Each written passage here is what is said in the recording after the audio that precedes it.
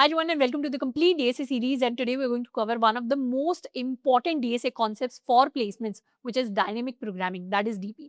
DP एक ऐसा concept है जो अगर हम किसी भी अच्छी प्रोडक्ट बेस्ड कंपनी की बात करें, whether it be Google, Microsoft, Amazon, Samsung, Adobe, PayPal, ये सब हमसे ओएस के अंदर एंड इंटरव्यूज के अंदर एक्सपेक्ट करते हैं. इनफैक्ट डीपी एंड ग्राफ दो ऐसे कॉन्सेप्ट्स हैं जो हमें एक्सटेंसिवली करने पड़ते हैं, क्योंकि ऑलमोस्ट हर एक अच्छी प्रोडक्ट बेस्ड कंपनी ओएस के अंदर इनसे रिलेटेड सवाल हमसे पूछती है. तो ग्राफ्स को हम ऑलरेडी कवर कर चुके हैं. We understood what graphs are, उसकी बहुत सारी एल्गोरिथम्स को डीएससी सीरीज के अंदर कवर कर चुके हैं, बहुत सारे क्वेश्चंस को भी प्रैक्टिस कर चुके हैं. उसी सेम मैनर में हम अपनी डायनेमिक प्रोग्रामिंग को कवर करेंगे. तो डीपी के अंदर we'll start by understanding what exactly is DP, उसके काफी सारे एग्जांपल्स को कवर करेंगे. We'll also solve a lot of practice problems related to dynamic programming. Plus DSC series के अंदर एक यूनिक चीज के ऊपर हम एक्स्ट्रा फोकस करने वाले हैं, which are going to be DP patterns.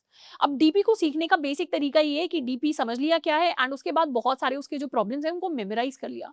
But एक कॉम्पिटेंट कोडर बनने का जो हम डीएससी सीरीज के अंदर फॉलो कर रहे हैं, एक कॉम्पिटेंट, एक बेटर कोडर बनने का तरीका ये है कि डायनेमिक प्रोग्रामिंग के अंदर हम पैटर्न्स को रिकॉग्नाइज करना स्टार्ट करें.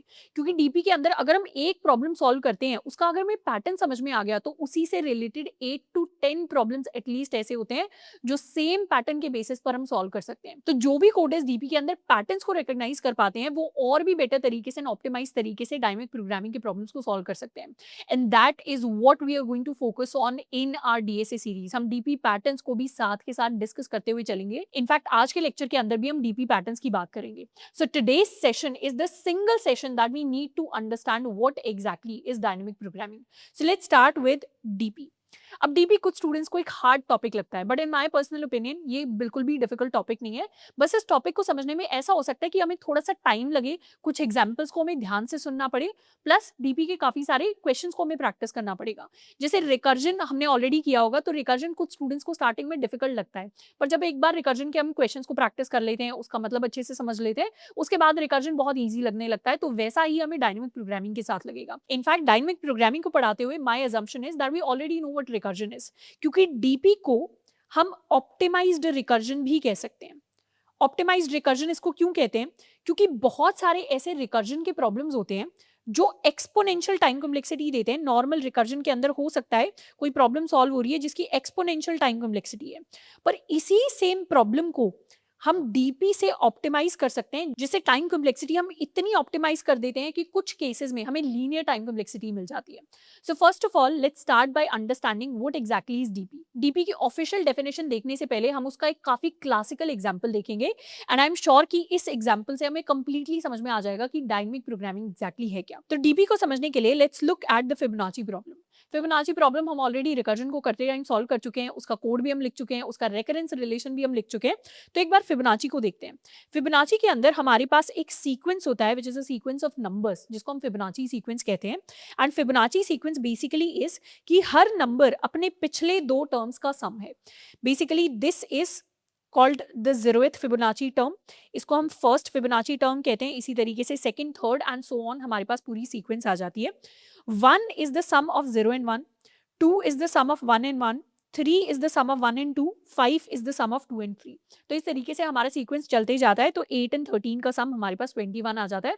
एंड इसी तरीके से हम अपनी nth फिबोनाची टर्म को कैलकुलेट कर सकते हैं. जैसे if I talk about Fibonacci of 6, तो ये हमारी जीरो टर्म है, first, second, third, fourth, fifth and six. तो हमारी फिबोनाची ऑफ 6 टर्म आ जाएगी हमारे पास 8 के इक्वल. तो फिबोनाची प्रॉब्लम के अंदर nth टर्म को रिकर्जन से निकालना हमें ऑलरेडी आता है. Let's quickly write the code for that. I have written this main function. Main function के अंदर हम nth टर्म को 6 लेकर चल रहे हैं, तो हम फिबोनाची ऑफ 6 को कैलकुलेट करना चाहते हैं. उसके लिए वी हैव दिस फंक्शन. अब रिकर्जन से फिबोनाची को कैसे रिजॉल्व करते हैं? बेसिकली फिबोनाची की कंडीशन कहती है कि if n is less than equal to 1, तो उस केस में तो हम रिटर्न कर देते हैं एनी की वैल्यू को. तो फिबोनाची ऑफ 0 हमारे पास 0 हो जाएगा, फिबोनाची ऑफ 1 हमारे पास 1 हो जाएगा. नेगेटिव नंबर्स के लिए फिबोनाची होता नहीं तो बाकी केसेस में हम क्या करते हैं, हम Fibonacci of n-1 plus Fibonacci of n-2 को कंप्यूट करेंगे, एंड इन दोनों का sum is going to be Fibonacci of n. यही हमारा रेकरेंस रिलेशन होता है रिकर्जन के अंदर. जैसे if I save this and Fibonacci of 6 को अगर हम प्रिंट करवाएं, तो Fibonacci of 6 is going to be equal to 8. तो फिबोनाची का रेकरेंस रिलेशन क्या है? फिबोनाची सीक्वेंस कहता है कि f of n is equal to f of n-1 plus f of n-2. And simple recursion के इस कोड के लिए हमारे पास जो टाइम कॉम्प्लेक्सिटी आती है, that time complexity for Fibonacci is big of 2 to the power n. अब इसका अगर हम रिकर्जन ट्री देखें तो let's look at the recursion tree for Fibonacci. Let's suppose हमें फिबोनाची ऑफ 5 के लिए रिकर्जन ट्री देखना है। अब फिबोनाची ऑफ 5 कैलकुलेट करने के लिए पहले हमें फिबोनाची ऑफ 4 कैलकुलेट करना पड़ेगा एंड फिबोनाची ऑफ 3 कैलकुलेट करना पड़ेगा, फिर इनका सम करके हम फिबोनाची ऑफ 5 कैलकुलेट करेंगे। फिबोनाची ऑफ 4 के लिए हमें फिबोनाची ऑफ 3 कैलकुलेट करना पड़ेगा, Fibonacci of 2। Similarly Fibonacci of 3 के लिए फिबोनाची ऑफ 2 हमें कैलकुलेट करना पड़ेगा plus Fibonacci of 1। Fibonacci of 3 के लिए fib of 2 and fib of 1। Fibonacci of 2 के लिए fib of 1 and fib of 0। Similarly यहाँ पर भी fib of 1 and fib of 0। Fib of 0 and fib of 1 हमें ऑलरेडी पता होते हैं क्योंकि ये दोनों क्या हैं, कोड के अंदर हमारे बेस केसेस हैं। तो यहाँ पर भी f ऑफ 2 के लिए we'll have to compute f of 1 and f of 0। अब if you look at this recursion tree, तो इस रिकर्जन ट्री के अंदर कुछ ऐसी टर्म्स हैं जो बार बार कंप्यूट हो रही हैं। जैसे अगर हम एक बार कॉल लगाएं f ऑफ 4 की, तो हमने यहाँ पर f ऑफ 2 को ऑलरेडी कैलकुलेट कर लिया है, मतलब f ऑफ 2 हमारे पास 1 होता है, ये हमें ऑलरेडी पता चल चुका है। पर इस रिकर्जन ट्री के अंदर सेकंड ब्रांच में हम दोबारा से f ऑफ 2 को कैलकुलेट कर रहे हैं, फिर थर्ड टाइम भी f ऑफ 2 को कैलकुलेट कर रहे हैं। तो वील सी कि रिकर्जन के अंदर जो हमारे पास रिकर्जन ट्री बनता है या हमारी रिकर्जन की जो कॉल्स लगती हैं उसके अंदर कुछ ऐसी कॉल्स हैं जो बार बार रिपीट होकर आ रही हैं, एंड इसी रेपिटेशन की वजह से हमारे पास जो टाइम कॉम्प्लेक्सिटी आ रही होती है रिकर्जन के अंदर, that is exponential time complexity. And exactly यहीं पर डायनेमिक प्रोग्रामिंग हमें हेल्प करता है। तो डीपी बेसिकली एक ऐसी टेक्निक होती है जो कहती है कि रिकर्जन में बार बार चीजें कैलकुलेट करने की जगह अगर एक बार हमने एक चीज कैलकुलेट कर ली है तो उसको क्यों ना हम किसी टेम्पररी स्टोरेज के अंदर स्टोर कर दें। मतलब अगर हमने एक बार फिबोनाची ऑफ 2 कैलकुलेट कर लिया है तो नेक्स्ट टाइम जब हमें फिबोनाची ऑफ 2 की जरूरत पड़े तो हम उसे दोबारा कैलकुलेट ना करें। तो ये जो अननेसेसरी कॉल्स हैं हम ये कॉल्स ना करें, हम ये भी कॉल ना करें, और डायरेक्टली फिबोनाची ऑफ 2 की जो वैल्यू हमने यहाँ पर स्टोर कराई होगी उसी सेम वैल्यू को हम रीयूज कर ले। This is the basic logic और द बेसिक फंडा of how dynamic programming works. तो फिबोनाची के अंदर हम क्या स्टोर कराएंगे, हमें पता है कि फिबोनाची के अंदर ये जो नंबर्स हैं ये बार बार रिकैलकुलेट होते हैं। इनफैक्ट यहाँ तो मैंने छोटा सा एग्जांपल दिखाया फिबोनाची ऑफ 5 का। अगर हम फिबोनाची ऑफ 7 देखेंगे, फिबोनाची ऑफ 8 देखेंगे तो उसमें तो बहुत सारे रिपीटेशंस हमें देखने को मिलेंगे। इनफैक्ट यहाँ पर Fibonacci of 3 and Fibonacci of 3 दो बार कैलकुलेट हो रहा है। अगर एक ही बार हम फिबोनाची ऑफ 3 यहाँ पर कैलकुलेट कर लें तो सेकंड टाइम हमें यहाँ कैलकुलेट करना ही नहीं पड़ेगा, एंड ये पूरी की पूरी ब्रांच को, इन सारी अननेसेसरी कॉल्स को हम डिलीट कर सकते हैं। तो स्टोर हमें क्या करना चाहिए, तो डीपी कहता है कि अगर हम फिबोनाची ऑफ n को कैलकुलेट करने के लिए कॉल्स लगा रहे हैं then why don't we store Fibonacci of n। तो हम क्या करेंगे, इसे स्टोर करने के लिए we can create an additional data structure. जैसे यहाँ पर अगर मुझे फिबोनाची ऑफ n स्टोर करना है तो मेरे पास n प्लेसेस होनी चाहिए उन्हें स्टोर करने के लिए। तो I take an integer array जिसका साइज हम n ले सकते हैं। फिबोनाची ऑफ 0 को स्टोर कर लेंगे, 1 को कर लेंगे, 2 को कर लेंगे, 3 को कर लेंगे, एंड इसी तरीके से वील स्टार्ट स्टोरिंग वैल्यूज। तो we can take a vector of integer values जिसके अंदर हम फिबोनाची नंबर्स को स्टोर करेंगे। अब फिबोनाची नंबर्स को स्टोर करते हुए इनिशियली हम अज्यूम कर रहे हैं कि हमें कोई नंबर नहीं पता, हमें कोई वैल्यू नहीं पता। तो हम अपने डेटा स्ट्रक्चर को इनिशियलाइज कर सकते हैं विद -1 वैल्यूज। सारी वैल्यूज को -1 के साथ इनिशियलाइज कर दिया, और जैसे जैसे एक एक वैल्यू को हम कैलकुलेट करेंगे वैसे ही उसे हम स्टोर करना स्टार्ट कर देंगे। जैसे फर्स्ट टाइम अगर फिबोनाची ऑफ 2 को हमने कैलकुलेट कर लिया तो यहाँ पर हम क्या करेंगे, उसे स्टोर कर लेंगे एज 1। तो नेक्स्ट टाइम जब फिबोनाची ऑफ 2 की कॉल जाएगी तो वहां पर हम डायरेक्टली देखेंगे कि फिबोनाची ऑफ 2 ऑलरेडी कैलकुलेटेड तो नहीं है, और उसको हम वहां पर रीयूज कर देंगे instead of making these calls. This is how DP works. तो इसी सेम लॉजिक को एक बार कोड के अंदर इंप्लीमेंट करते हैं and then we look at the entire dry run की अप्रोच किस तरीके से वर्क करती है। तो कोड के अंदर let's make a copy of this and we'll create another function जिसको हम कहेंगे फिबोनाची डीपी। तो अब हमारे सारे के सारे जो कॉल्स हैं वो फिबोनाची डीपी के होने वाले हैं। अब डीपी से फिबोनाची को कैसे करेंगे, this is the Fibonacci DP code. We'll create an additional data structure to store the values. वो एडिशनल डेटा स्ट्रक्चर क्या होगा, it will be a vector. तो एक वेक्टर को इनिशियलाइज कर लेते हैं, वेक्टर ऑफ इंटीजर वैल्यूज ले लेंगे, इसको f कह देते हैं, एंड इसे इनिशियलाइज कर लेंगे with n+1 values with -1। n+1 हमने क्यों रखा है, क्योंकि हम फिबोनाची टर्म को 0th टर्म से कैलकुलेट करते हैं, तो nth टर्म के लिए हमें 0th टर्म को भी कैलकुलेट करना पड़ेगा, that is why we have n+1। And यहाँ पर कॉल लगाएंगे फिबोनाची डीपी की with n and f। Similarly हमारे पास यहाँ पर हमारा वेक्टर आ जाएगा of integer values ampersand f, and अब जब हमारे पास बेस केस आएगा तो बेस केस को हम एज इट इज रख सकते हैं, पर इस बार फिबोनाची ऑफ एन को कैलकुलेट करने के लिए जो हम कॉल्स लगाते हैं, उन कॉल्स लगाने से पहले ही हम चेक कर लेंगे क्या फिबोनाची ऑफ एन को हम ऑलरेडी तो नहीं कैलकुलेट कर चुके। तो we'll check if Fibonacci of या F of N is not equal to -1, जिसका मतलब है इट इज ऑलरेडी कैलकुलेटेड। अगर ऑलरेडी कैलकुलेटेड है तो यहीं से ही हम एफ ऑफ एन को रिटर्न कर देंगे। नहीं तो क्या करेंगे, नहीं तो उसको कैलकुलेट करने के लिए हमें कॉल्स लगाने पड़ेंगे, पर जो भी आंसर रिटर्न होकर आएगा उसे हम एफ ऑफ एन के अंदर पहले ही स्टोर कर लेंगे to use it in the future. तो फर्स्ट टाइम जब कैलकुलेशन हो रही है तब तो हमने उसको स्टोर कर लिया फ्यूचर में यूज करने के लिए, एंड फ्यूचर में यूज कैसे करेंगे, चेक करके कि वो वैल्यू हमारे पास ऑलरेडी है या नहीं है। एंड कॉल्स के अंदर let's also pass the F value. And अब दोबारा से अगर हम फिबोनाची ऑफ 6 के लिए कॉल लगाएं विद फिबोनाची डीपी, तो let's look at the solution. The solution is once again 8। तो आंसर हमारे पास सेम आएगा, पर वो आंसर जिस तरीके से अब कैलकुलेट हो रहा है वो अप्रोच चेंज हो जाएगी। So let's dry run this कि ये हमारा फिबोनाची डीपी का कोड कैसे वर्क करता है। तो फिबोनाची डीपी के अंदर लेट्स सपोज हमने एफ ऑफ 5 की कॉल लगाई। हम रिकर्जन ट्री को कंपेयर करेंगे। पहले जो हमारे पास ये रिकर्जन ट्री आता नॉर्मल रिकर्जन के अंदर, अब हमारे पास डीपी के अंदर क्या रिकर्जन ट्री आएगा उसको हम देखेंगे। तो let's suppose n is equal to 5 के लिए हमारे पास ऑलरेडी एक डीपी एरे क्रिएट हो गया है। दिस इज द एरे जिसके अंदर हम अपनी फिबोनाची वैल्यूज को स्टोर करेंगे and let's call it f। अब जनरली हमारे नॉर्मल कोड्स के अंदर हमारे ये जो एरे होता है इसको हम डीपी एरे बोलते हैं, बट अभी के लिए हम इसे एफ एरे बोल रहे हैं, जिसके अंदर we have all the initialized values. अब हम फिबोनाची 5 के लिए जब कॉल लगाएंगे तो फिबोनाची ऑफ 5 के लिए जब कॉल जाएगी बेस केस को हिट नहीं करेगी। फिबोनाची ऑफ 5 की वैल्यू ऑलरेडी -1 है, मतलब if this is 0 1 2 3 4 and 5, so this is -1। तो फिबोनाची ऑफ 5 के लिए हम फर्स्ट टाइम ये कॉल्स लगाएंगे। तो फिबोनाची ऑफ 5 को कैलकुलेट करने के लिए फिबोनाची ऑफ 4 की कॉल जाएगी एंड फिबोनाची ऑफ 3 की कॉल जाएगी। तो फिबोनाची ऑफ 4 की कॉल के अंदर हम दोबारा से देखेंगे फिबोनाची ऑफ 4 एग्जिस्ट नहीं करता, तो इसके लिए भी हम कॉल लगाएंगे। पहले फिबोनाची ऑफ 3 की कॉल लगाएंगे, फिर हम फिबोनाची ऑफ 2 की कॉल लगाएंगे। फिबोनाची ऑफ 3 के लिए दोबारा से हमें कॉल लगानी पड़ेगी, फिबोनाची ऑफ 2 की एंड देन फिबोनाची ऑफ 1 की।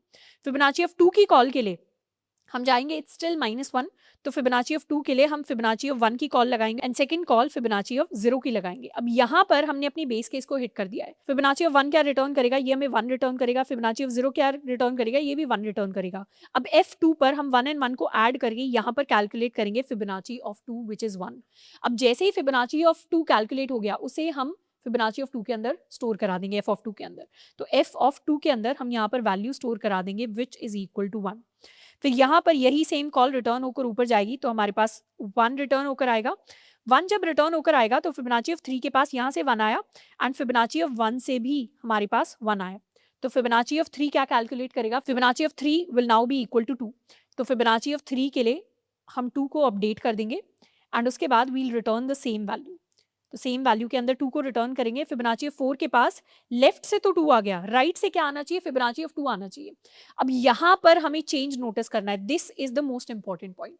फिबोनाची ऑफ 2 के लिए हम कॉल्स लगाने की जगह क्या करेंगे, फिबोनाची ऑफ 2 की वैल्यू अपने एफ एरे के अंदर चेक करेंगे या डीपी एरे के अंदर चेक करेंगे। एंड यहाँ पर वील सी कि Fibonacci of 2 is already calculated, जिसकी वैल्यू है 1 के इक्वल। तो यहाँ पर instead of making any additional calls हम डायरेक्टली ऊपर के लेवल पर 1 रिटर्न कर देंगे।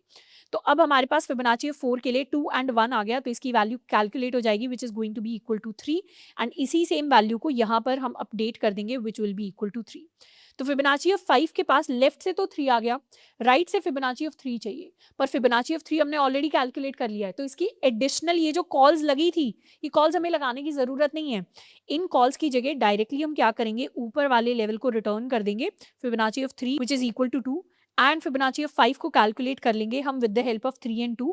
सो this will now become equal to 5 and यहाँ पर इसी सेम वैल्यू को हम अपडेट कर देंगे एंड फाइनली हमारा जो भी आंसर है उसे हम रिटर्न कर देंगे मेन फंक्शन को। तो इस तरीके से अब ये जो हमारा ट्री बना है इट इज ऑलमोस्ट स्क्यूड। पहले जो ट्री था वो बहुत ज्यादा स्प्रेड था क्योंकि उसके अंदर बहुत सारी अननेसेसरी हम कॉल्स कर रहे थे, जिसकी वजह से we were getting an exponential time complexity. But अब क्या हो रहा है, हमारी जो कॉल्स हैं वो बहुत ज्यादा स्ट्रीमलाइंड हो गई हैं एंड डीपी के इस कोड की हमारे पास जो टाइम कॉम्प्लेक्सिटी आती है दैट इज नाउ लीनियर। तो हमने रिकर्जन के अंदर जो एक्सपोनेंशियल टाइम कॉम्प्लेक्सिटी आ रही थी because of unnecessary recursion calls जो हमें इस रिकर्जन ट्री के अंदर देखने को मिल रही है, उन्हीं को डायनेमिक प्रोग्रामिंग ऑप्टिमाइज कर देता है एंड इसीलिए हम डीपी को ऑप्टिमाइज्ड रिकर्जन भी कहते हैं। And now we have a linear time complexity with a DP solution for the Fibonacci problem. And ये जो टाइम कॉम्प्लेक्सिटी का डिफरेंस है to move from exponential to linear, ये बहुत ज्यादा बड़ा डिफरेंस होता है in terms of time complexity. मतलब ये जो हमने डीपी से ऑप्टिमाइजेशन की है कि कुछ इंपॉर्टेंट वैल्यूज को पहले से ही स्टोर करा के रख लिया, this is a really important optimization. In fact ये जो डीपी करने का तरीका होता है जिसमें हम रिकर्जन के अंदर ही एक एडिशनल डेटा स्ट्रक्चर पास कर देते हैं और उस डेटा स्ट्रक्चर के अंदर वैल्यूज को स्टोर कराना स्टार्ट कर देते हैं, इस तरीके की डीपी को हम कहते हैं मेमोइज्ड डीपी, मेमोइज्ड डायनेमिक प्रोग्रामिंग। ये काफी इंपॉर्टेंट टाइप होता है डायनेमिक प्रोग्रामिंग का एंड इनफैक्ट ये जो अप्रोच होती है इसको हम मेमोइजेशन कहते हैं डायनेमिक प्रोग्रामिंग के अंदर। तो ये तो हमने एग्जांपल से समझ लिया कि डीपी क्या है, उसके इंट्यूशन को देख लिया, उसके कोड को देख लिया। Now let's look at the formal definition of dynamic programming. So DP is an optimization technique that solves problems with overlapping sub problem and optimal substructure by storing intermediate results to avoid redundant competitions. अब ये तो हो गई complex language, इसको simplify करते हैं। Basically dynamic programming उसी सवाल को सॉल्व करने की एक ऑप्टिमाइज्ड टेक्निक है जिसके अंदर हम क्या करते हैं, अपने इंटरमीडिएट रिजल्ट्स को स्टोर कर देते हैं। जैसे फिबोनाची के अंदर फिबोनाची ऑफ 2, फिबोनाची ऑफ 3, हमारी जो इंटरमीडिएट बीच वाली वैल्यूज थी जिनको हमने कैलकुलेट किया था, उनको हमने एक वेक्टर डेटा स्ट्रक्चर के अंदर स्टोर कर दिया। एंड स्टोर करने का रीजन क्या था, because we wanted to avoid repeated calculations और रिडंडेंट कॉम्पिटिशंस, बार बार उसी सेम चीज को दोबारा कैलकुलेट ना करना पड़े, इसीलिए उन वैल्यूज को हमने स्टोर कर लिया, रीयूज कर लिया। इसी टेक्निक को हम डायनेमिक प्रोग्रामिंग कहते हैं। अब डायनेमिक प्रोग्रामिंग हर सिंगल प्रॉब्लम के ऊपर अप्लाई नहीं हो सकती। अगर प्लेसमेंट इंटरव्यूज के अंदर या ओएस के अंदर हमें देखना है कि इस सवाल के अंदर डीपी अप्लाई हो सकता है या नहीं हो सकता, तो हमें वहां पर एक सिंपल चीज एनालाइज करनी है कि वो जो सवाल है वो दो प्रॉपर्टीज को सेटिस्फाई करे। जिन सवालों के ऊपर डीपी अप्लाई हो सकता है वो इन दोनों कैरेक्टरिस्टिक्स को सेटिस्फाई करते हैं, विच इज सबसे पहला इज ओवरलैपिंग सब प्रॉब्लम्स। ओवरलैपिंग सब प्रॉब्लम्स कहने का मतलब है कि सवाल के अंदर कुछ ना कुछ रिपीटेड कैलकुलेशंस हो रही होंगी, मतलब उसी सेम सब प्रॉब्लम को, मतलब छोटी प्रॉब्लम्स को बार बार रिपीट कर रहे होंगे। जैसे एग्जांपल के लिए we saw the Fibonacci recursive tree. अब इस रिकर्सिव ट्री के अंदर हमें पता है ये f of 2 multiple times calculate होता है, f of 3 multiple times calculate हो रहा है। यहीं पर f of 5 की जगह मैंने फिबोनाची ऑफ 6 का एग्जांपल लिया होता तो f of 4 भी मल्टीपल टाइम्स कैलकुलेट होता। तो इसको हम कहते हैं ओवरलैपिंग सब प्रॉब्लम्स, कि हमारी जो छोटी छोटी प्रॉब्लम्स हैं ये रिपीटेडली कैलकुलेट हो रही है, मतलब ये ओवरलैप कर रही है रिकर्सिव ट्री के अंदर। एंड ये जो कंडीशन है ये जनरली हमें तब देखने को मिलती है या उन सवालों के अंदर जनरली देखने को मिलती है जहां पर रिकर्जन में हर एक सिंगल रिकर्सिव कॉल के अंदर देयर आर सम चॉइसेस और there are multiple calls. Multiple calls कहने का मतलब है जैसे फिबोनाची के रिकर्सिव कोड को देखें तो इस रिकर्सिव कोड के अंदर हर एक फिबोनाची रिकर्सिव लेवल पर एक कॉल जा रही है n-1 की, दूसरी कॉल जा रही है n-2 की, तो हर रिकर्जन में मल्टीपल कॉल्स जा रही हैं। एक और एग्जांपल के लिए let's suppose we have a question related to grid.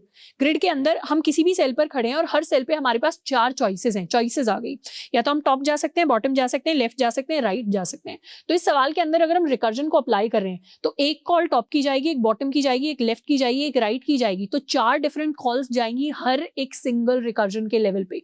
और जहां पर भी चॉइसेस होती हैं वहां पर रिकर्सिव ट्री के अंदर क्या बनती है, वहां पर रिकर्सिव ट्री के अंदर ब्रांचेस बनती हैं कि एक कॉल f of 4 की गई, एक कॉल f of 3 की गई, या फिर ग्रिड वाले एग्जांपल में एक कॉल बॉटम की गई, एक टॉप की गई, एक लेफ्ट की गई, एक राइट की गई। और जहां ब्रांचेस बनेंगी वहीं पर रिपीटेशंस होती है और वहीं पर जनरली ओवरलैपिंग सब प्रॉब्लम्स देखने को मिलती है। पर सिर्फ ओवरलैपिंग सब प्रॉब्लम्स होना काफी नहीं है, हमारा जो सवाल है वो सेकंड प्रॉपर्टी को भी सेटिस्फाई करना चाहिए, which is optimal substructure. Optimal substructure कहने का मतलब है कि let's suppose we have a large problem, this is my big problem. अब इस बिग प्रॉब्लम को अगर हम छोटे पार्ट्स के अंदर डिवाइड करें एंड इन छोटे पार्ट्स के अगर हम ऑप्टिमल सॉल्यूशन निकाल लें तो इन सॉल्यूशंस को कंबाइन करके हम बड़ी प्रॉब्लम का भी ऑप्टिमल सॉल्यूशन निकाल सकते हैं। जैसे एग्जांपल के लिए फिबोनाची में जितना बड़ा नंबर है उतनी बड़ी प्रॉब्लम है। जैसे फिबोनाची ऑफ 6 कैलकुलेट करना बड़ी प्रॉब्लम है, फिबोनाची ऑफ 5 कैलकुलेट करना छोटी प्रॉब्लम है, फिबोनाची ऑफ 4 कैलकुलेट करना उससे भी छोटी प्रॉब्लम है। तो अगर हमने Fibonacci of 4 and Fibonacci of 3 का ऑप्टिमल सॉल्यूशन निकाल लिया तो उससे हम क्या कर सकते हैं, फिबोनाची ऑफ 5 का भी ऑप्टिमल सॉल्यूशन निकाल सकते हैं। इसको हम कहते हैं ऑप्टिमल सबस्ट्रक्चर। तो डीपी को हम उन्हीं सवालों के अंदर अप्लाई कर सकते हैं विच सैटिस्फाई बोथ दीज प्रॉपर्टीज और बोथ दीज कैरेक्टरिस्टिक्स। एक एग्जांपल से समझते हैं। लेट्स सपोज हमारे पास एक ऑलरेडी सवाल है of calculating sum. Initial n natural numbers निकालना चाहते हैं या इनिशियल एन होल नंबर्स निकालना चाहते हैं, तो उसका हमें रिकर्जन का कोड ऑलरेडी लिखना आता है। हमने बहुत सारे लेक्चर्स पहले उस कोड को लिखा है and it's literally like ABC, जिसे रिकर्सिव कोड के अंदर हम क्या लिखेंगे, integer sum of n, and अगर हमारे एन की वैल्यू बिकम्स इक्वल टू 1 तो उस केस में तो हम अपने 1 को ही रिटर्न कर देंगे, नहीं तो हम क्या रिटर्न करेंगे, नहीं तो हम रिटर्न करने वाले हैं n plus sum of n minus 1। तो हमारा रिकर्सिव कोड कुछ इस तरीके का दिखेगा, जिसके अंदर हम सम ऑफ n नेचुरल नंबर्स निकाल रहे हैं। अब ये हमारे पास एक रिकर्सिव प्रॉब्लम है, लेट्स एनालाइज कि उसके ऊपर डीपी अप्लाई कर सकते हैं या नहीं कर सकते। सबसे पहले देखते हैं ऑप्टिमल सबस्ट्रक्चर को। ऑप्टिमल सबस्ट्रक्चर कहने का मतलब है कि छोटी प्रॉब्लम के सॉल्यूशन से हम बड़ी प्रॉब्लम का सॉल्यूशन बना सकते हैं क्या।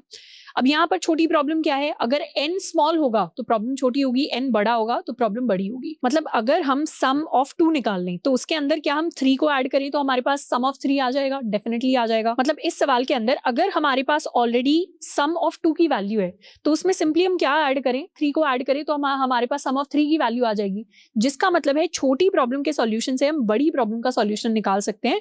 तो ऑप्टिमल सबस्ट्रक्चर तो फॉलो हो रहा है। इनफैक्ट वो रेफरेंस रिलेशन से भी देखने को मिलेगा कि sum of n is going to be equal to n plus sum of n minus 1, जो यहाँ पर हम कॉल लगा रहे हैं। तो ये जो क्वेश्चन है ये ऑप्टिमल सबस्ट्रक्चर को तो सेटिस्फाई करता है, पर क्या ये ओवरलैपिंग सब प्रॉब्लम्स को सेटिस्फाई करता है। लेट्स सपोज हम सम ऑफ 4 को कैलकुलेट करने के लिए कॉल लगा रहे हैं। सम ऑफ 4 क्या करेगा, सम ऑफ 3 की कॉल लगाएगा एंड इस सवाल के अंदर अपने 4 को ऐड कर देगा। सम ऑफ 3 क्या करेगा, सम ऑफ 2 की कॉल लगाएगा, इसमें 3 को ऐड कर देगा। सम ऑफ 2 सम ऑफ 1 की कॉल लगाएगा और इसमें 2 को ऐड कर देगा, और यहाँ पर हम अपनी बेस केस को हिट कर जाएंगे। So if you look at this recursion tree, इस ट्री के अंदर कोई ब्रांचेस नहीं है, और अगर हम रिकर्सिव कोड भी देखें तो इस कोड के अंदर क्या है, सिंगल रिकर्जन की कॉल जा रही है, जिसकी वजह से कोई प्रॉब्लम्स ओवरलैप नहीं कर रही। ऐसा नहीं है कोई वैल्यू हमारे पास बार बार कैलकुलेट होकर आ रही है, जिसकी वजह से ये जो हमारा सवाल है इसमें ओवरलैपिंग सब प्रॉब्लम्स अप्लाई नहीं होता। That is why sum of n numbers वाला जो रिकर्जन का कोड है उसके ऊपर हम डीपी को अप्लाई नहीं कर सकते। तो सिर्फ रिकर्जन के हर एक कोड को देखकर ये नहीं सोचना कि इसके ऊपर डीपी अप्लाई हो जाएगा। डीपी अप्लाई होने के लिए दोनों प्रॉपर्टीज का सैटिस्फाई होना जरूरी है, एंड दैट इज वाई हमारे बहुत सारे पॉपुलर रिकर्जन के कोड्स होते हैं, जैसे मर्ज सॉर्ट हो गया, जैसे क्विक सॉर्ट हो गया, या हमारे बाइनरी ट्री के ट्रिवर्सल्स हो गए। ये सारे के सारे रिकर्जन कोड्स हैं, पर इनके ऊपर डीपी अप्लाई नहीं हो सकता because they do not satisfy these properties. So this is dynamic programming. अब जब भी हम डीपी का कोड लिखते हैं, उसकी प्रॉब्लम्स देखते हैं, we can categorize them into 2 types, memorization DP and tabulation DP. Memorization DP को हम ऑलरेडी देख चुके हैं, अब थोड़ा सा और इन डेप्थ उसका मतलब समझते हैं। मेमोराइजेशन डीपी कहने का मतलब है जहां पर डायनेमिक प्रोग्रामिंग को हम रिकर्जन के थ्रू अप्लाई करते हैं, जबकि टैबुलेशन कहने का मतलब है कि जहां पर डायनेमिक प्रोग्रामिंग को हम आइटरेशन मतलब लूप्स के थ्रू अप्लाई करते हैं। अब एक डायनेमिक प्रोग्रामिंग का जो सवाल है वो मेमोराइजेशन एंड टैबुलेशन दोनों ही तरीकों से सॉल्व किया जा सकता है। जहां पर रिकर्जन से सॉल्व कर रहे होते हैं उसको मेमोराइजेशन कहते हैं, आइटरेशन से करते हैं उसको टैबुलेशन कहते हैं। एंड मेमोराइजेशन को हम टॉप डाउन अप्रोच भी कहते हैं, जबकि टैबुलेशन को हम बॉटम अप अप्रोच कहते हैं। Now what exactly does that mean? Memorisation का कोड हमने ऑलरेडी देखा है, हमने देखा था फिबोनाची डीपी के कोड में, इसको हम कह देते हैं अपना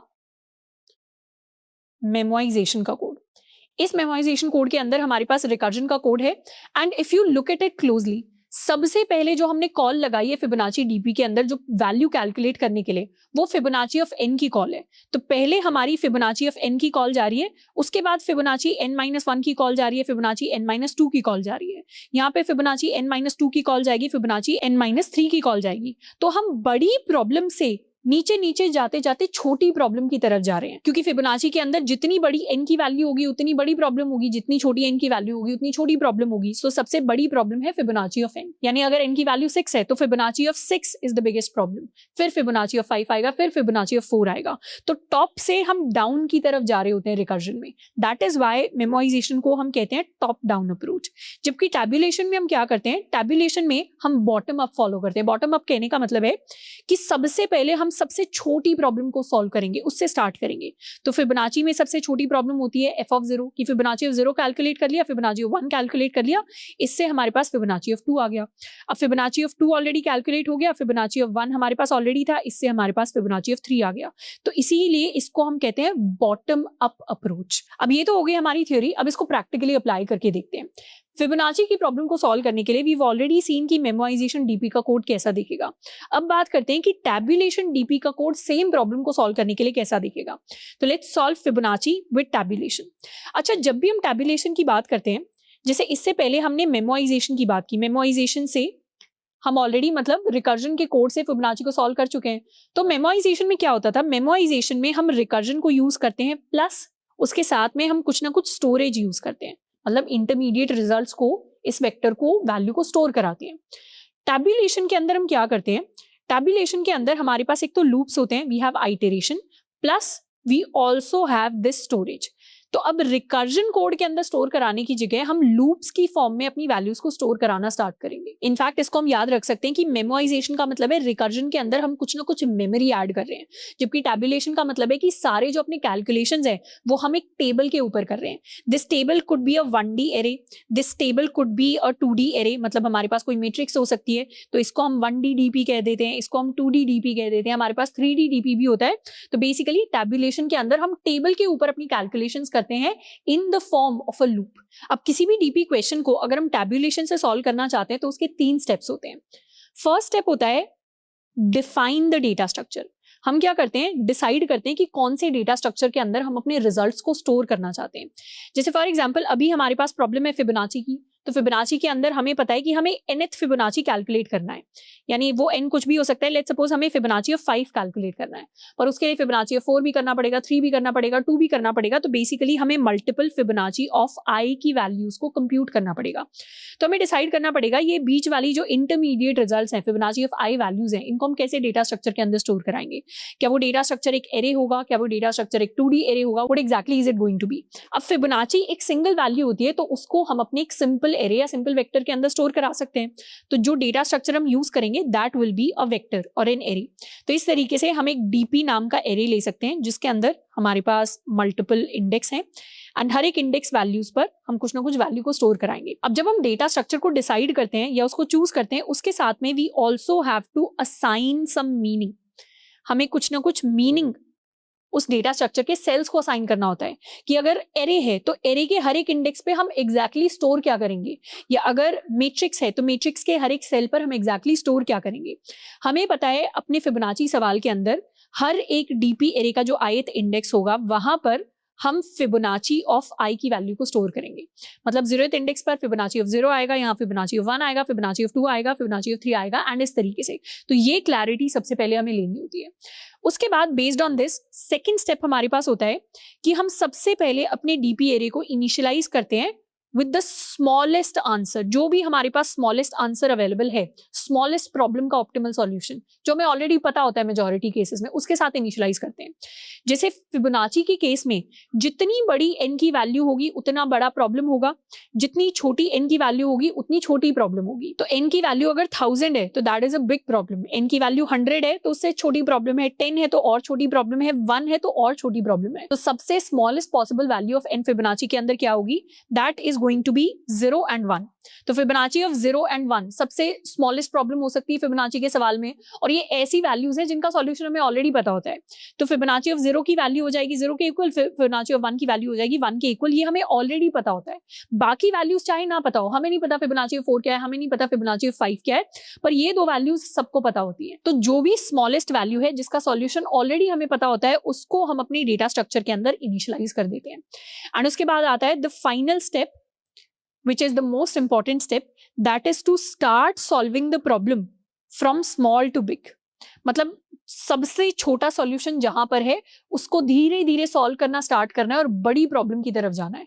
मतलब फिबोनाची में अगर फिबोनाची ऑफ 5 बड़ी प्रॉब्लम है तो उससे पहले 4 को सॉल्व करेंगे, उससे पहले 3 को सॉल्व करेंगे, उससे पहले 2 को सॉल्व करेंगे, 2 से पहले 1 को सॉल्व करेंगे।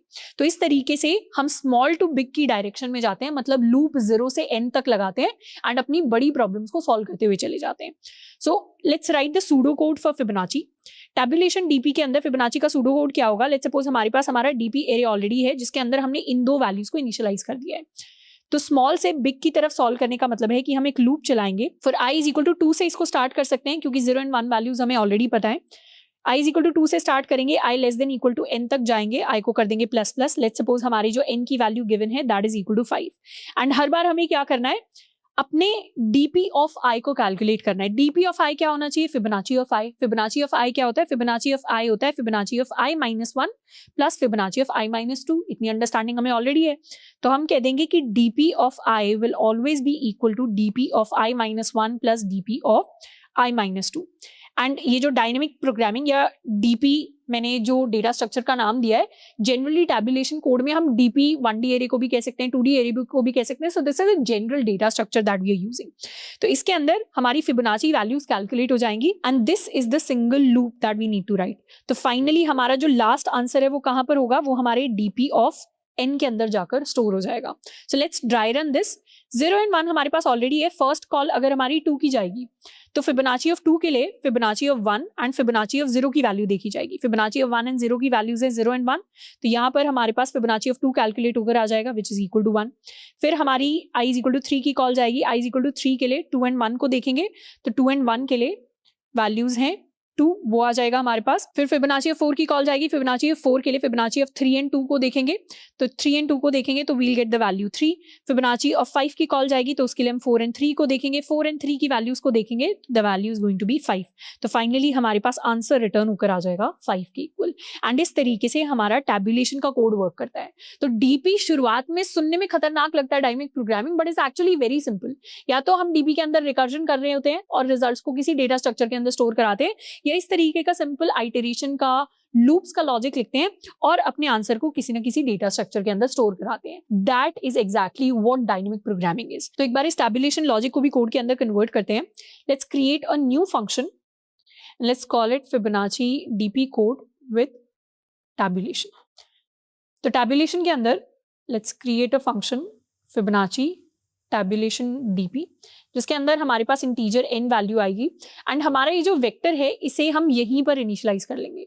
मतलब we will create a new vector and instead of f let's call it dp now. This is the standard. इसको हम f भी बुला सकते हैं, abc भी बुला सकते हैं, कुछ भी बोल सकते हैं इस डेटा स्ट्रक्चर को। एंड इसके अंदर n+1 वैल्यूज को इनिशियलाइज कर लेते हैं and let's initialize with zeros। उसके बाद dp ऑफ 0 की वैल्यू तो 0 ही होगी एंड dp ऑफ 1 की वैल्यू हमारे पास 1 हो जाएगी। एंड एक लूप चला लेते हैं from integer i equals two से i less than equal to n तक, i ++। एंड हर बार हमारे dp ऑफ i की वैल्यू हो जाएगी dp of i -1 plus dp of i -2। And finally जो भी हमारा सॉल्यूशन होगा उसे हम रिटर्न कर देंगे एज dp ऑफ n। तो हमारी जो बिगेस्ट प्रॉब्लम का बिगेस्ट सॉल्यूशन था वो dp ऑफ n में होगा। जो इंटरमीडिएट रिजल्ट्स हैं वो हमारे इस डेटा स्ट्रक्चर के अंदर स्टोर हो जाएंगे। So let's also test it out for n is equal to 6। n is equal to 6 के लिए भी हमारे पास सेम आंसर आना चाहिए। तो इसको कह देते हैं Fibonacci tabulation dp and let's remove this f, run the code and we'll get the same answer. तो आंसर हमारा सेम आ रहा है, टैबुलेशन में भी सेम आंसर आएगा, मेमोराइजेशन में भी सेम आंसर आएगा, रिकर्जन में भी सेम आंसर आएगा, but the approach that we are using is different. ये डेफिनेटली सबसे लीस्ट ऑप्टिमाइज हमारी ब्रूट फोर्स अप्रोच है, नाइव अप्रोच है। ये दोनों ऑप्टिमाइज्ड अप्रोच है। मेमोराइजेशन के अंदर भी वही सेम टाइम कॉम्प्लेक्सिटी लग रही है विच इज लीनियर। टैबुलेशन के अंदर भी हमें लीनियर टाइम कॉम्प्लेक्सिटी लग रही है क्योंकि सिंपल सा लूप लगा है। ऑल्सो अगर हम टैबुलेशन को ध्यान से देखें तो this is a bottom up approach. Bottom up कहने का मतलब है कि पहले डीपी ऑफ 0 कैलकुलेट हो रहा है, फिर फिबोनाची ऑफ 1 कैलकुलेट हो रहा है, फिर फिबोनाची ऑफ 2 कैलकुलेट होगा, 3 कैलकुलेट होगा, धीरे धीरे हम बॉटम से लेकर फाइनली डीपी ऑफ n या फिबोनाची ऑफ n को कैलकुलेट करेंगे। इसीलिए इसको हम बॉटम अप अप्रोच कहते हैं। अब सारी की सारी डीपी प्रॉब्लम्स को हम मेमोराइजेशन एंड टैबुलेशन दोनों से सॉल्व कर सकते हैं। So let's recap the differences between the two types. Memorisation के अंदर हमने देखा कि मेमोराइजेशन में हम रिकर्जन को यूज करते हैं, जबकि टैबुलेशन के अंदर वी आर यूजिंग आइटरेशन, जिसका मतलब है हम लूप्स को यूज कर रहे हैं। रिकर्जन क्योंकि यूज कर रहे हैं तो हमारी जो अप्रोच है that is top down approach जिसको हम यूज करते हैं, जबकि टैबुलेशन के अंदर हमारी जो अप्रोच है वो बॉटम अप अप्रोच है। एंड ये काफी इंट्यूटिव भी है क्योंकि हमने ऑलरेडी बात कर रखी है कि जिस भी प्रॉब्लम को हम लूप से सॉल्व कर सकते हैं उस सेम प्रॉब्लम को हम रिकर्जन से भी सॉल्व कर सकते हैं, और जो भी प्रॉब्लम रिकर्जन से सॉल्व हो सकती है वो सारी प्रॉब्लम्स लूप से भी सॉल्व हो सकती है।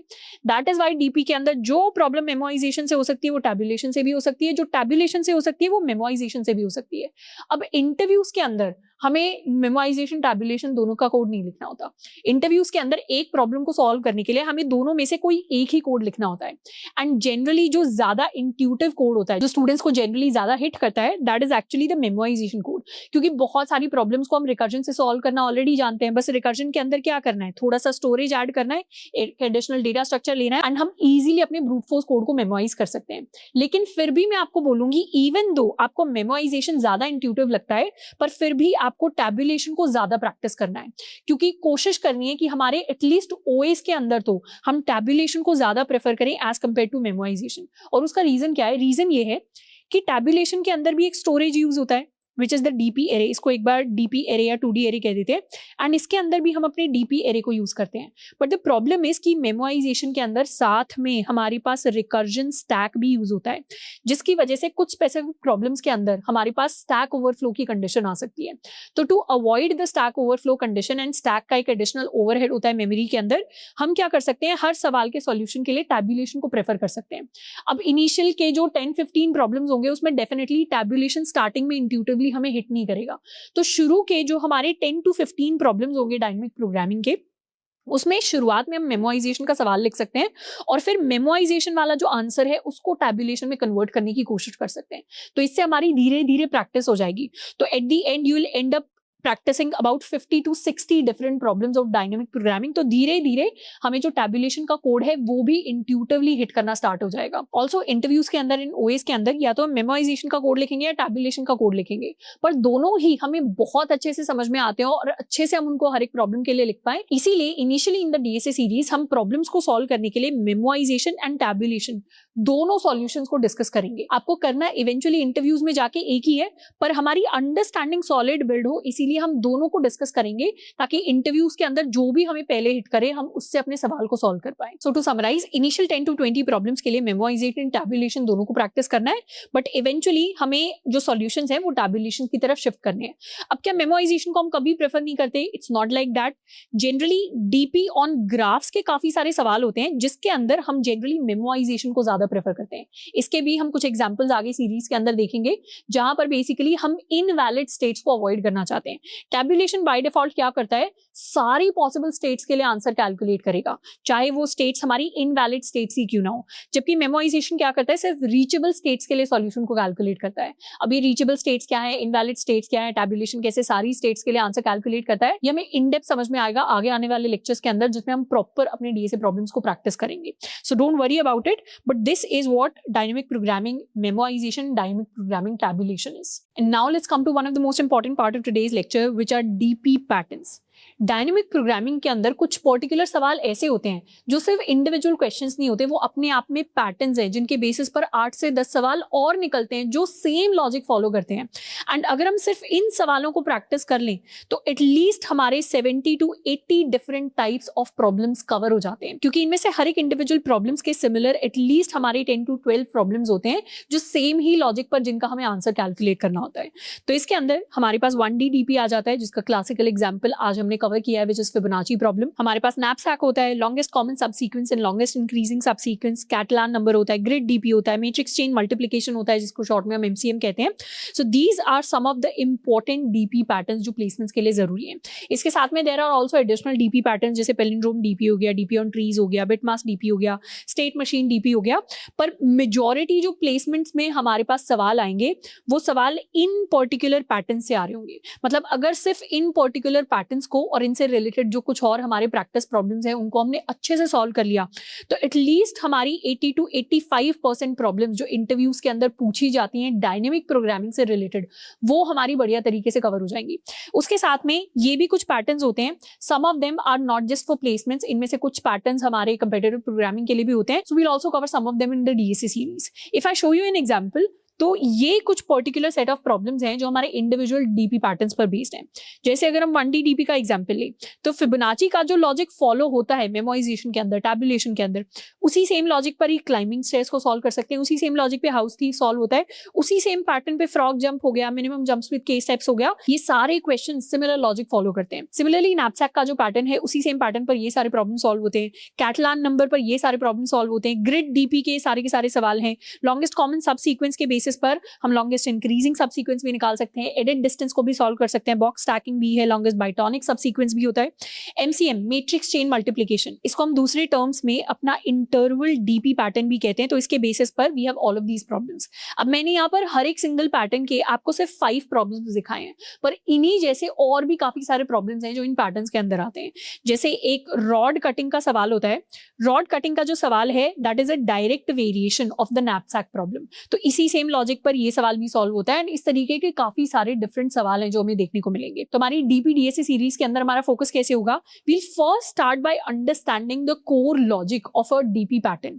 उसके बाद उसी डीपी पैटर्न से रिलेटेड हम कुछ पर्टिकुलर सवालों को सॉल्व करेंगे and I will also give you some related practice questions to solve on that particular pattern. तो इस तरीके से हम डायनामिक प्रोग्रामिंग के पैटर्न्स को भी बहुत अच्छे से कर पाएंगे, डीपी को भी इन डेप्थ समझ पाएंगे, उसके एग्जांपल्स को भी प्रैक्टिस करेंगे और खुद से भी हमारे पास काफी सारे सेल्फ प्रैक्टिस के लिए क्वेश्चंस होंगे। तो हमारी डीपीडीएसए सीरीज के अंदर हम हर एक इंडिविजुअल पैटर्न का एक तो कोर लॉजिक समझेंगे, उसका जो सबसे क्लासिकल एग्जांपल है, क्लासिकल प्रॉब्लम है, उसको भी कवर करेंगे, प्लस साथ में जो उसके रिलेटेड प्रैक्टिस प्रॉब्लम्स हैं हम उनको भी कवर करेंगे। तो मल्टीपल प्रैक्टिस प्रॉब्लम्स को ऑन द सेम पैटर्न हम सॉल्व करेंगे ताकि अच्छे से वो जो डीपी पैटर्न है वो हमें समझ में आ जाए। उसके साथ में हर एक डीपी पैटर्न से रिलेटेड कुछ ना कुछ और एडिशनल प्रैक्टिस प्रॉब्लम्स हैं जो हमें खुद से भी जाकर सॉल्व करने हैं ताकि हमारी एक बेटर लेवल ऑफ प्रैक्टिस हो पाए। क्योंकि ओएस के अंदर, ऑनलाइन असेसमेंट्स के अंदर जब कंपनीज आती हैं डीपी रिलेटेड सवाल पूछती है तो वो मेजॉरिटी केसेस में इन्हीं पैटर्न्स के कुछ ना कुछ वेरिएशंस होंगे। तो वहां पर हम बेटर तरीके से सवाल को सॉल्व कर पाए, उसके लिए बहुत इंपॉर्टेंट है कि हमारी सेल्फ प्रैक्टिस का भी लेवल अच्छा खासा होना चाहिए। तो उसके लिए ऑन द अपना college DSA series we have added an entire dynamic programming DSA sheet जिसके अंदर डीपी पैटर्न्स भी हमें मिलेंगे, प्लस हर एक डीपी पैटर्न से रिलेटेड हमारे पास एडिशनल प्रैक्टिस प्रॉब्लम्स होंगे जिनको हम जाकर प्रैक्टिस कर सकते हैं अपने ओएस के लिए एंड अपने डीएसए इंटरव्यूज के लिए। तो आज के लेक्चर के अंदर हमने इन डेप्थ समझ लिया है what exactly is dynamic programming, what is memorisation DP and what is tabulation DP. And इनको समझने के लिए हमने फिबोनाची के कोड को एक्सप्लोर किया है। अब जिस लॉजिक पर या जिस पैटर्न पर हमने फिबोनाची को सॉल्व किया है दैट इज 1D डीपी। तो नेक्स्ट पर्टिकुलर लेक्चर्स के अंदर हम क्या करेंगे, 1D डीपी के और डिफरेंट वेरिएशंस को सॉल्व करने वाले हैं और प्रैक्टिस प्रॉब्लम्स को सॉल्व करेंगे एंड एक एक करके हम इन सारे डीपी पैटर्न्स को कवर करने वाले हैं। So we have successfully completed today's lecture, then you can mark our attendance down in the comments. इसके साथ में हमारी एक और additional level of DSA practice के लिए we have created a company wise DSA sheet जहां से जाकर हम प्रैक्टिस कर सकते हैं अपने डीएसए के लिए for placements and for our internships. तो उसका लिंक भी आपको नीचे डिस्क्रिप्शन बॉक्स के अंदर मिल जाएगा। आज के लिए इतना ही, मिलते हैं नेक्स्ट लेक्चर के अंदर। Till then keep learning and keep exploring.